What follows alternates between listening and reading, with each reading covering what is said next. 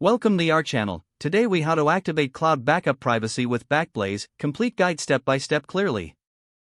To activate cloud backup privacy with Backblaze, start by downloading the Backblaze application from their official website. Once the download is complete, locate the file in your Downloads folder and open it. Follow the on-screen instructions to install Backblaze on your computer. After installation, launch the Backblaze application. You will be prompted to create an account if you do not have one. Fill in the necessary information to set up your account. Once your account is created, sign in to the Backblaze application. In the main dashboard, look for the Settings option.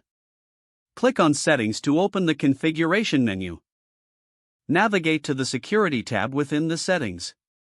Here, you will find an option for enabling end-to-end encryption. Enable end-to-end encryption to ensure your data is protected.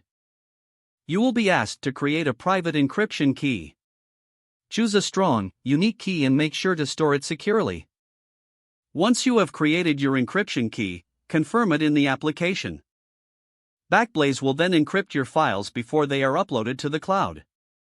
After setting up privacy features, return to the main dashboard. Select the files and folders you want to back up.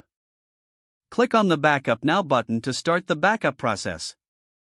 You can monitor the progress of your backup in the dashboard. Once the backup is complete, your files will be securely stored with privacy protection.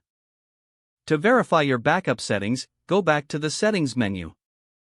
Check under the Security tab to confirm that end-to-end encryption is active.